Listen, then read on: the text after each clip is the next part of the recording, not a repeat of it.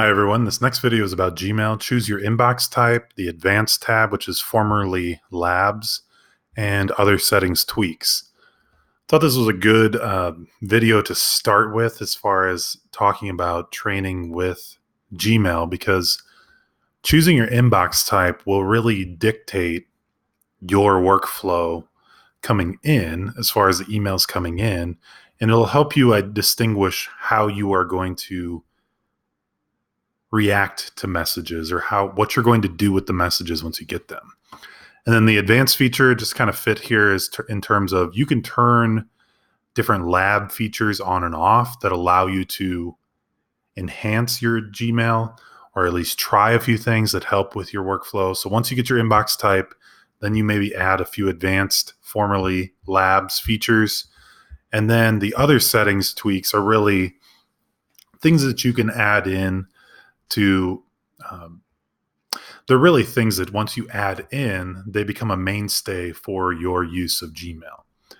And so we're going to look at all this. We're going to use the learning material below, choose your inbox type reference sheet, and then I'm going to show you things live in my training email account.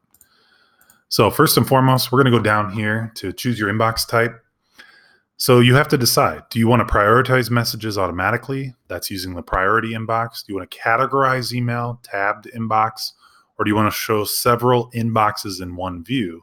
So using multiple inboxes, merging your multiple accounts, your professional account, you can do that.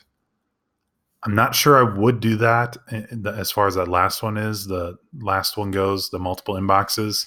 I think it's a good idea to keep your professional and your personal accounts separate, just in case, something happens and you accidentally respond via your personal account. It has personally identifying information, could be a violation of COPA or FERPA. We definitely want to keep that in mind, and we want to stay compliant. So I don't know that I would do multiple inboxes, but something you can definitely look at as far as maybe it does work for you. Because the idea here is that you can customize anything to really make it fit the way that you work. And that's the ultimate goal. You know what your goals are. You know what you want to, what you've are doing and what you need to do moving forward based on your audit. So you can look at the different types of inboxes. So here you go. I won't go through all this, nitty gritty details here. You can read through this, but so you want to set which email. If you want to set which email you want to see first, such as messages you haven't read or ones marked important, then you would choose the option of default inbox. If you want Gmail to sort and prioritize your email for you, you can add in additional categories to customize your inbox. Maybe you'll do a priority inbox. If you want to move less relevant emails, such as social updates, so anything from social media tied to your account, and promotions, the new sale at Menards, Macy's, whatever, those can all get out of your primary inbox and then into a tabbed inbox. That gets the tabs at the top of the inbox. And then once it organizes those, which is kind of nice because then all your promotional stuff is in one tab. But say something from a colleague or from a student accidentally gets into the promotional tab, you can easily drag that out of that tab and put it in your priority tab, your primary tab. But that's how you would set up a tabbed inbox. And then the last one, if you have multiple email accounts and want to consolidate them, here's where you could prioritize certain daily tasks or individuals. You can create inbox for tasks that need to be done today. You can create inbox for email from certain people, and you can manage email from different accounts. So the ability to manage those accounts, I'm thinking for the work that I do in multiple areas, maybe not a bad idea to use multiple inboxes, but I still wouldn't add my professional AEA account to that account list. But if that's something you want to do, then you can set up multiple inboxes here. So what that looks like on the live account, we go over here and we notice, I am currently in a tabbed inbox environment: primary, social, promotions, updates, and forums. But say I want to change that. I don't want to have this type of setting. I can configure my inbox up here. I can set the tabs I want to set. So say in my tabbed inbox, I don't necessarily need social and promotional, or I don't do a ton of updates because you can see the examples here like receipts, daily news, shipments, confirmations, bills. This account is a training account, so I don't necessarily need it for that. I could turn that off. Forums, I don't subscribe to a lot of forums. I could turn that one off. And then when I save it, you'll notice here, those tabs move away. But say I do want to keep that. I do find that that's a nice option to have all these different tabs. Like I said before, you can take an email and say you want to drag it. This is an email that is an update. I'd rather drag it to there. Google then learns that that's part of an update. It'll know that you can see here, conversation moved to updates. Says do this for future messages from Tyler@elearningiowa.com. And then I can notify Gmail that yes, I do want that to be the case. Say though we want to change the settings as far as what our inbox looks like. So I went to the settings gear up here, went over to inbox, and you can see here my current inbox type is default. Here is where you would change it. So you could change it to important first, unread first, starred first, or priority inbox. And if you need reference point for that, you can go back to that resource document. But you can see here, you can change the different types of the inbox, and it really does depend on your workflow and how you want to do that. I think in most of my inboxes, I keep it at default, but I can see where if you wanted to do more of an unread first, that gets you all the most recent emails. But again, that requires you then to go sift through those emails, and it doesn't prioritize the emails from the senders that you really need to prioritize to. So just kind of depends. So that's all for your inbox type. And like I said, you can change that by turning it on here and then going over here. You can configure your inbox if you wish, and going to settings, going to the gear icon and settings. You can then also go in here and go to inbox and change the inbox type here. Next up is advanced. So same from the gear here, you can go to settings and then over to advanced. Remember, these are the lab features, but this is something that you can turn on and off, and it can become a mainstay for what you're doing in your inbox. And a couple of these features are really nice. So you think about it in terms of auto advance. So this allows you to show the next conversation instead of your inbox after you delete, archive, snooze, or mute a conversation.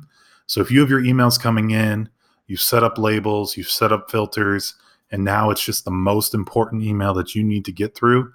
Say you have 20 emails there, you need to get through all of them. If you enable this feature, it forces you to look at the email. What am I going to do with it? Delete it, archive, snooze, or mute, and then it moves to the next email. You don't go back and forth to your inbox every time. I actually do have that enabled on most of my email accounts just because it's helped with my workflow, and it's helped me advance through emails much quicker. Another one is canned responses. I've added this. This was a part of the original course. I talked about how canned responses can be a great way to create a template on, maybe it's a welcome email to all of the parents that you now will have in the next school year. You can create a templated response and build that entire welcome email, and then just change the names or change the times or the dates on that canned response email, and it'll save a template for you. Then when you go to the compose toolbar, you'll see a button. You can click on the button there and it'll open up canned responses, and then you can see all the canned responses that are available to you.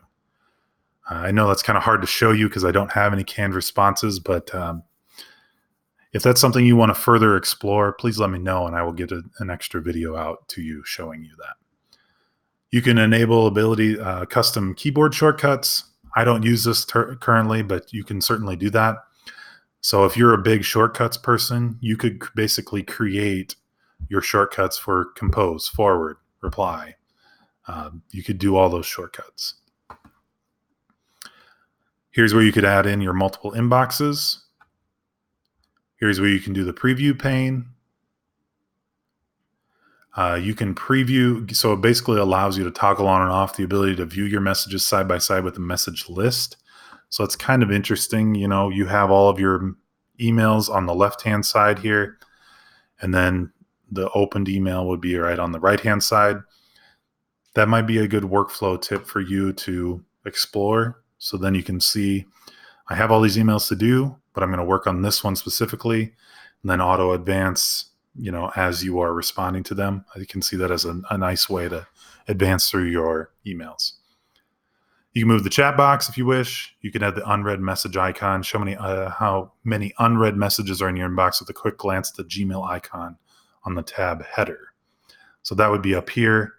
You basically would see how many emails you have unread if you enabled that. Save the changes once you have the settings in place that you want, and some of those will start to take place. So you can see here I have 0 emails. It's kind of a nice feature to see where you're at with emails. Or it's not a good feature, because then you always want to check your emails if you have 3 or 4 here lingering. Now, the very last thing for this video are the other settings tweaks. This is going to have to be very quick, but basically you can go into the gear here and you can click on, you can change the display density. So you can choose a view. Default is where you actually see the previews of the documents or files that are shared with you. You could do a comfortable view, so you still see that there's an attachment here, or you could do a compact view, which just truncates all of your messages. I like the default view. You decide what you want for your workflow. Themes, you can choose different themes for your inbox. Lots of great things. You can even upload your own photos, and you can do that. Or if we go to settings here, lots of different settings that we can add in here. Big thing generally is just figuring out how many conversations you want per page. The undo send feature, do you want it to be, and this is a common feature now. This was added in recently. So you have an opportunity to unsend a message within 20 seconds. That's the default here. Default reply behavior, you can do a reply or just reply all. Be careful with that. Auto advance, you can see now that I've added that lab feature, I can go to after archiving, deleting, muting, etc. conversation, I can go to the next newer conversation. I can go to the previous older conversation. Probably want to go to the newer conversation. Smart compose, you can turn that on and off. Predictive writing suggestions appear as you compose an email. I mentioned that in the other video. I will talk about that more so with the updates and the extra goodies of Gmail. You can personalize it as well. You can change your default text style here. Experimental access. Conversation view, you can turn that on and off. So sets whether emails of the same topic are grouped together. So if it's a topic of like a student report, you probably want conversation view on if all those emails are a part of that conversation. You can turn on nudges, so suggestions from Gmail to emails to reply to or follow up on. Kind of a nice workflow tip there. I will go into more detail in a future video. Send and archive, smart reply, desktop notifications. You can add the different stars. You can choose a picture for yourself. You can create contacts for autocomplete. When I send a message to a new person, add them to the other contacts so I can autocomplete to them next time. That's a nice little feature, especially if you are emailing the same people over and over. It'll start to recognize your PLC groups. It'll start to give you suggestions based on who you emailed to. You can certainly do that. You can add your signature here. Probably not a bad idea. Some districts require it, but at least to give you some sort of signature at the end of your email, just to give yourself a little more flair, if you will. And then here at the bottom, vacation responder. Depending on the date, some of you might be on vacation or not, but you can turn a responder on. That helps with your workflow. It responds to those people that are wanting to get a hold of you. And if it's urgent, then maybe you could put in your vacation responder, please contact me via this number. So then individuals can contact you there instead of through email where they won't get a response right away. So that's a lot of the settings here. Those are some tweaks that really change the format of your inbox and how your inbox behaves for you. Let me know if you have any questions. I know this is a pretty lengthy video. There's a lot out there to obviously explore. You can contact me at tyler@elearningiowa.com. Thank you.